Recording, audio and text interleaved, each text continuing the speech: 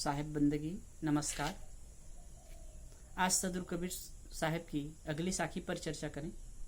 जो मुदाद शमशान सिल सबे रूप शमशान, कहाँ कबीर वह सावज की गति तब की देख भुकान। जो मुदाद शमशान सिल, मुदाद कहते हैं स्फटिक पत्थर को जो चमकीला होता है, दर्पण की तरफ साफ, दर्पण की तरह साफ होता है, जिसमें चेहरा देखा जा सकता है और उसके पास में जो भी रंग लाते हैं, जो भी आकृति आती है, उस आकृति की वो हो जाती है, मतलब वो आकृति उसमें आ जाती है तो वैसे ही लगने लगता है। जो मुदाद शमशान सिल सबे रूप शमशान, जैसे मुदाद है, स्फटिक पत्थर है, उसके सामने में जो रंग जो आकृति आती है उसी आकृति, वो आकृति उसमें दिखने लगती है, उसी रूप में हो जाता है, इसलिए शमशान कहा जाता है। सबे रूप शमशान, जो भी दिखता है उसी रूप में हो जाता है।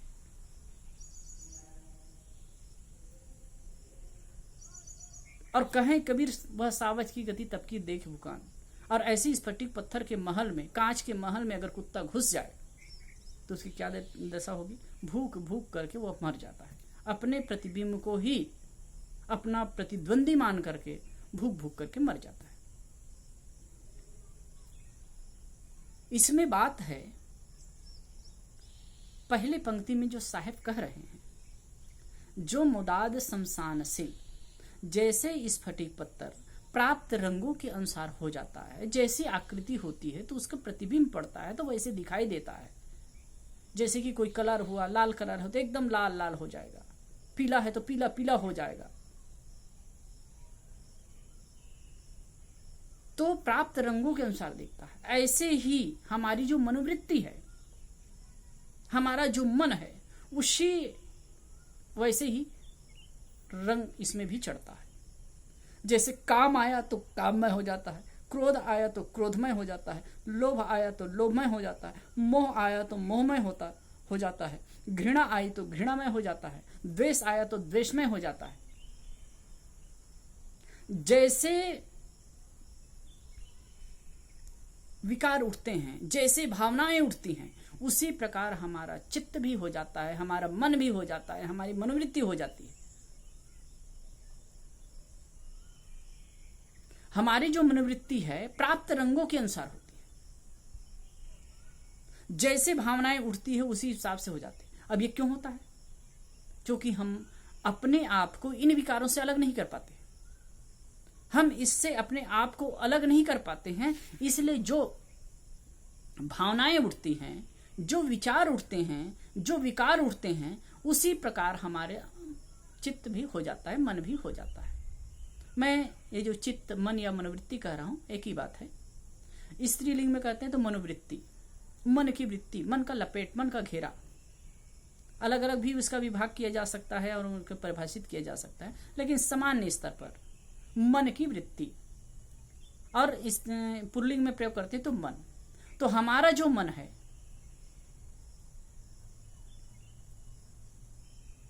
जैसे भावनाएं उठती हैं, जैसे विकार उठते हैं, उस प्रकार के ये हो जाता है।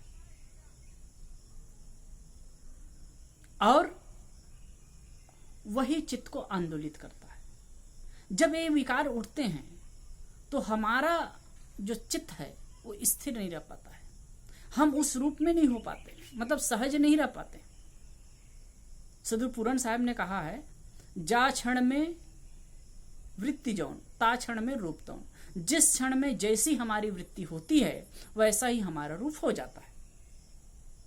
रूप होता नहीं है, हम वैसा मान लेते हैं, हम अपने आप को भूल जाते हैं और ऐसे तादात्म्य हो जाता है हमारा उन विकारों में कि उससे अलग हमारा अस्तित्व पता ही नहीं चलता है।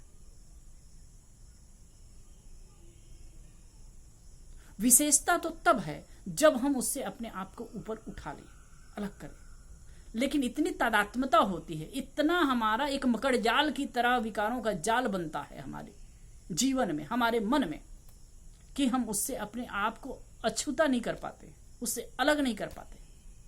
ये बहुत बड़ा दुर्भाग्य है और दुख भी इन्हीं वजह से होता है हमें। कोई भी व्यक्ति विकारों को लेकर के शांत नहीं हो सकता है, व्यवस्थित नहीं हो सकता है और अपने आप में नहीं हो सकता है। जो विकार उठते हैं, जैसे भी परिस्थिति बनती है, जो विकार उठते हैं उसके अनुसार वो आंदोलित होता रहता है। क्रोध की अवस्था आती है, कितना विचलित, कितना चंचल, कितना दुखी, कितना अशांत होता है आदमी। ठीक इसी प्रकार के अनेक विकार, काम विकार, क्रोध विकार, लोभ विकार, मोह विकार, जो भी विकार उत्पन्न होते हैं वो हमारे चित्त को आंदोलित करते हैं, विचलित करते हैं और उसमें हम ऐसे घुलते हैं, ये चेतन सत्ता जो हमारा स्वरूप है हम उसको भूल जाते हैं, अब उसी में उलझ जाते हैं। तो यहां साहब कहते हैं कि जैसे मुदात पत्थर है, स्फटिक पत्थर है, प्राप्त रंगों के अनुसार होता है, उसी प्रकार से हमारा मन भी जो विकार उत्पन्न होते हैं, जो भावनाएं होती है उसके अनुसार से हमारा मन हो जाता है, उसी रूप में दिखता रहता है। हम अपने स्वरूप को भूल जाते हैं और मन की भावनाओं में उलझ जाते हैं।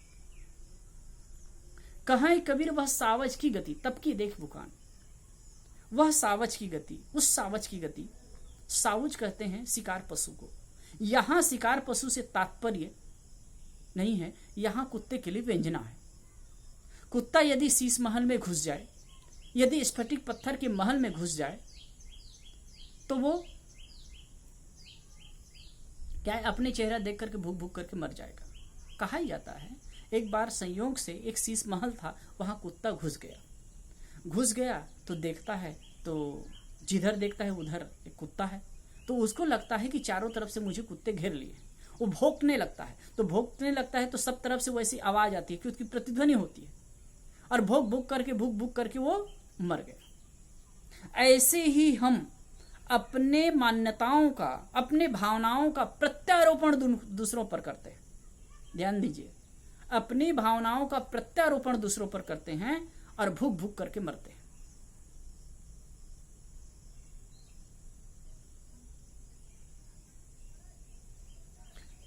यदि हमारा चित्त सही है, यदि हमारा चित्त पॉजिटिव है, यदि हमारा थिंकिंग सही है, तो हम दूसरों पर वो आरोपण क्यों करेंगे?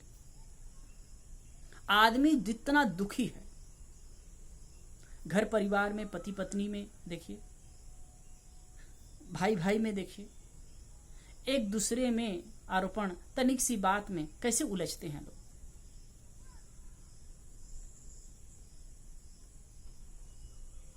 तनिक तनिक बातों में अपने मन की मान्यताओं का आरोपण करते हैं।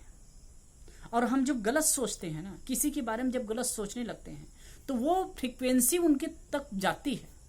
कोई दूर भी है और उनके बारे में बार बार आप गलत सोच रहे हैं तो उसकी फ्रीक्वेंसी वहां तक जाएगी और उसको आंदोलित करेगी, प्रभावित करेगी। हम किसी के बारे में गलत सोच करके अपने आप में सुकून नहीं हो सकते, अपने आप में शांत और संतुष्ट नहीं हो सकते, और हम ऐसे करके अपना एक तरंग को बिगाड़ते हैं, अपने कॉम्बिनेशन को बिगाड़ते हैं, अपने संबंध को बिगाड़ते हैं।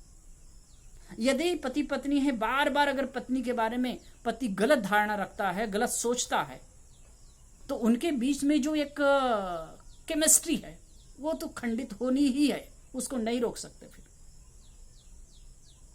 क्योंकि अगर बार बार सोचता है तो उनका फिर व्यवहार चेंज होगा, वर्ताव चेंज होगा, बात में चेंजिंग आएगी, चेहरे की व्यंजना में चेंजिंग आएगी। भले ही बाहर से कुछ बनने की कोशिश करे, वो अच्छा बनने की कोशिश करे, अच्छा दिखने की कोशिश करे, उस बात को छिपाने की कोशिश करे, लेकिन जो है वो तो प्रकट होने वाला है।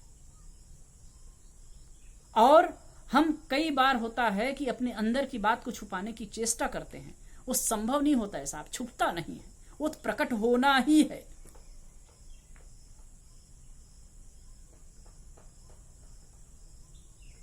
और सही तौर पर देखें तो हम अपनी भावनाओं का प्रत्यारोपण करके ही दुखी होते हैं, अशांत होते हैं। इतना सुंदर जीवन, इतना अच्छा मौका, इतना बेस्ट समय, हम उसको यूं ही गंवा देते हैं। मन की भावनाओं का प्रत्यारोपण करते हैं, उलझते हैं।